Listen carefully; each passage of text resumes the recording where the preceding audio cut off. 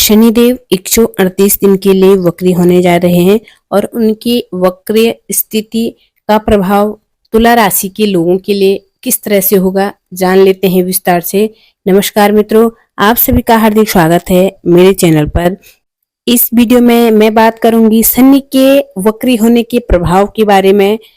देखिएगा कि शनि सबसे धीमी गति से चलने वाले ग्रह हैं और हर साल वक्री होते हैं।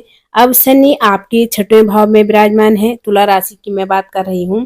तुला राशि, ये राशिफल चंद्र राशि पर आधारित है। तो देखिएगा कि शनि आपके छठवें भाव में विराजमान थे, मीन राशि में, और छठवें भाव में शनिदेव की उपस्थिति बहुत ही शुभ मानी गई है, क्योंकि ये आपके हर एक चीजों में, करियर हो गया, हेल्थ हो गया, हर एक चीज में अच्छे रिजल्ट देने का काम करते हैं। लेकिन अब जुलाई के महीने में 13 जुलाई को शनिदेव वक्री हो जाएंगे और लगभग 138 दिन तक शनिदेव वक्री स्थिति में ही रहेंगे। वक्री होने का मतलब क्या होता है कि सूर्य जो है, सूर्य और जब शनि का जो एक दूरी है 120 डिग्री से ज्यादा हो जाती है, तो तब ये ग्रह वक्री हो जाते हैं। जैसे गुरु भी वक्री होते हैं, शनि वक्री होते हैं, बुध भी वक्री होते हैं।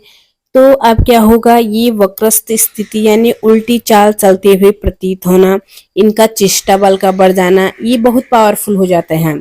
ऐसी स्थिति में जब कुंडली में, जन्म पत्रिका में कोई ग्रह वक्री होता है तो उसके जो रिजल्ट है ना, वो आपको बेहद ही या बहुत अच्छे देखने को मिलेंगे या बहुत ज्यादा आपको उसके नेगेटिव परिणाम देखने को मिलते हैं।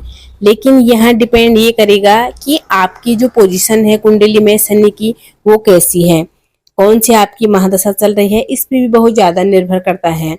लेकिन ओवरऑल अगर हम देखें राशि के हिसाब से, तो आपको छठवें भाव में शनिदेव वक्री हो रहे हैं और आपके चतुर्थ भाव के और आपके पंचम भाव के स्वामी होते हैं। तो ये एक घर पीछे का भी रिजल्ट देंगे, यानी पंचम भाव का और छठे भाव का भी रिजल्ट देंगे। अब इनका वक्री होना क्या क्या चीजें करने वाला है, तो सबसे पहले मैं आपको बता दूं, एक तो डरने की बिल्कुल आवश्यकता नहीं है। क्योंकि डरने की आवश्यकता इसलिए नहीं है क्योंकि शनि जो है वो कामों में आपको डिले कर सकते हैं, लेकिन रिजल्ट जरूर दिलाते हैं। विस्तार से जान लेते हैं। आगे बढ़ने से पहले एक निवेदन है, चैनल पर पहली बार हो तो चैनल को सब्सक्राइब जरूर कीजिएगा। तुला राशि के जातकों के लिए छठे भाव में वक्री होना, इनकी दृष्टि किसी भी तरह से आपके करियर के स्थान पर नहीं जा रही है, तो आपका कार्य नहीं प्रभावित होगा। आपका करियर, आपका बिजनेस है, वो आपका चलता रहेगा। वहां से आपको अच्छे रिजल्ट प्राप्त होते हुए दिखाई देंगे। स्वास्थ्य की अगर मैं बात करूं तो स्वास्थ्य का क्या रहने वाला है, यहाँ एक जो गुरु की पोजीशन है ना, वो बहुत अच्छी बनी हुई है, क्योंकि गुरु आपके त्रिकोण भाव, आपके भाग्य भाव में उपस्थित है और गुरु का बहुत बड़ा हाथ है आपकी हेल्थ को अच्छा रखने का। तो कोई मेजर इशू नहीं होने वाला है। हाँ, छोटी मोटी दिक्कतें जरूर देखने को मिलेगी 13 जुलाई से 28 नवंबर तक के बीच में। जैसे अगर आपको कोई डायबिटीज वगैरह है तो थोड़ा ऊपर नीचे हो जाए, तो इस तरह की छोटी मोटी दिक्कतें आपको देखने को मिल सकती है। जिनको हेल्थ इशू चल रहे हैं उनको थोड़ा ज्यादातर देखने को मिल सके। छोटे मोटे इशू रहेंगे, कोई बहुत बड़े प्रॉब्लम नहीं होगी, क्योंकि गुरु का सपोर्ट रहेगा। गुरु जब भी भाग्य भाव में होते हैं तो बहुत सारी चीजों को अच्छा कर देते हैं। भाग्य भाव में गुरु का बैठना आपकी कुंडली के लिए बहुत मजबूत स्थिति होती है। तो ये स्थिति गुरु की मजबूत है, जिसकी वजह से हेल्थ अच्छी रहेगी।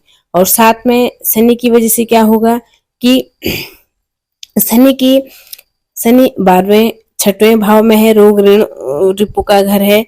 एक तो आपको क्या करना है, अपने खाने की चीजों पर थोड़ा सेम रखना है और अपने रूटीन की तरफ ज्यादा ध्यान देना है। अगर आपने रूटीन से अपने हर एक काम को किया, थोड़ा एक्सरसाइज कर लिया, थोड़ा खाने पीने की चीजों पर ध्यान दे दिया, तो यकीन मानिएगा जो छोटे मोटे इशू हैं वो भी आपको कमी देखने को मिलेंगे।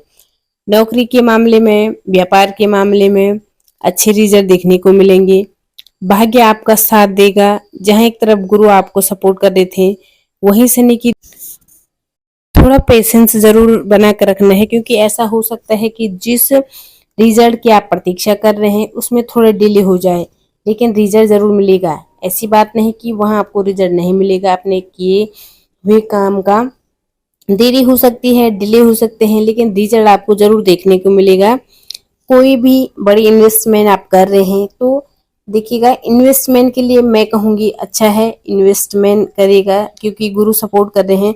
लेकिन फिर भी ग्रहों की स्थिति को देखते हुए आप मोटे इन्वेस्टमेंट, एक चीज ध्यान रखिएगा कि आप इन्वेस्टमेंट किस अवधि में नहीं करना है, इस चीज का भी आपको जानना जरूरी है इस चीज के बारे में। क्योंकि मंगल देव अभी तो है आपके 11वें भाव में है, बहुत अच्छी स्थिति में है। लेकिन मंगल देव 28 जुलाई से, यानी कि इस महीने के एंड से, मान लीजिएगा जुलाई के महीने के एंड से आपके 12वें भाव में चले जाएंगे और ये धन भाव के स्वामी हैं। तो ये धन भाव में जाने के बाद 28 जुलाई से स्थिति होगी। इस टाइम पीरियड में आपको किसी को भी उधार नहीं देना है और ना ही किसी से उधार लेना है।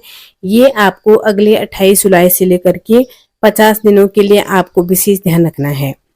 तो ये ना उधार देना है और ना ही उधार लेना है, न कोई बड़ा इन्वेस्टमेंट करना है और ना कोई कर्जा लेना है। इस टाइम पीरियड में बस आपको ध्यान रखने की आवश्यकता होगी। वक्री शनि आपको उतना नुकसान नहीं करा रहे हैं, लेकिन मंगल धन भाव के स्वामी होकर के इस टाइम में 12वें भाव में बैठकर आपको थोड़ा ज्यादा परेशान कर सकते हैं। और साथ में शनि और मंगल का सप्तक योग भी बन जाएगा। इसीलिए ये टाइम पीरियड आपको ध्यान में रखना है, कौन सा खर्चे ज्यादा हो सकते हैं इस टाइम पीरियड में। अगर अगस्त के महीने में भी आपको ध्यान रखना है, अगस्त और उसके बाद सितंबर के 20 दिन, तो ये आपको ध्यान रखने होगा, खर्चा ज्यादा हो सकता है। बाकी शनि आपको अच्छा रिजल्ट देंगे। और इस समय अवधि में आप देखिएगा कि निवेश जो करेंगे सोच समझ कर करिएगा। किस टाइम पीरियड में मंगल जब तक 12वें घर में रहेंगे, लेकिन इन्वेस्टमेंट से आपको लाभ मिलेगा। शनि आपको लाभ भी दिलाएंगे। आपके करियर में रिजल्ट थोड़ा देर से मिलेगा, लेकिन रिजल्ट आप देखने को जरूर मिलेगा, इस चीज में कोई दो राय नहीं है। जहां तक रिश्तों की बात है, रिश्तों के मामले में किस तरह के रिजल्ट आपको देखने को मिल सकते हैं, तो रिश्ते के मामले में मैं कहूंगी ठीक रहेगा। बस यही कि मंगल के गोचर वाला टाइम पीरियड अगर आप उसको ध्यान में रखते हैं तो शनि वक्री आपके लिए बहुत बड़ी प्रॉब्लम क्रिएट नहीं कर रहे हैं। लाभ के मामले में आपके लिए अच्छा रहेगा। और मीन राशि के लिए शनि की ये स्थिति आपके लिए शुभ का सिलसिला जारी रखेगा। ये नहीं कि आपको कुछ नुकसान करा देगा, ऐसा नहीं है। शुभता का सिलसिला जारी रखेगा। थोड़ा सा कम हो, मेहनत ज्यादा करनी पड़ सकती है सफलता प्राप्त करने के लिए, ऐसा जरूर हो सकता है, लेकिन सफलता जरूर मिलेगी। अब छठवां भाव रोग ऋण रिपु और साथ में कंपटीशन का भाव है, तो थोड़ा सा हो सकता है कॉम्पिटिटर ज्यादा हो सकते हैं, ऐसा हो सकता है।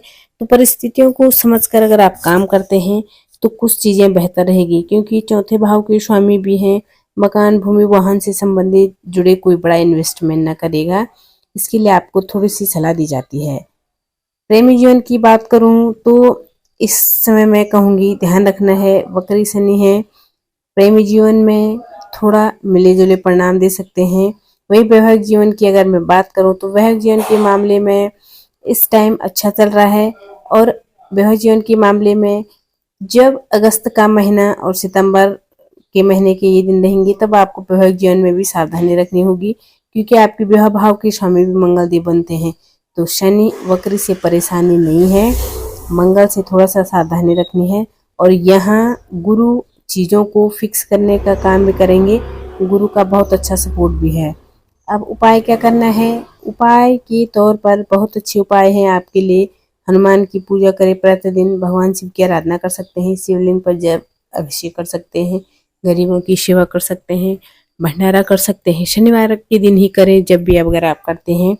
भंडारे का मतलब ये नहीं कि बहुत सारे लोगों को खाना खिला रहे हैं, आप 5, 10, 20 लोगों को खाना खिला सकते हैं। कुछ गरीब जहाँ बैठे हैं उनको खाना ले जाकर दे सकते हैं। तो ऐसा आप करेंगे तो आपके लिए अच्छा रहेगा।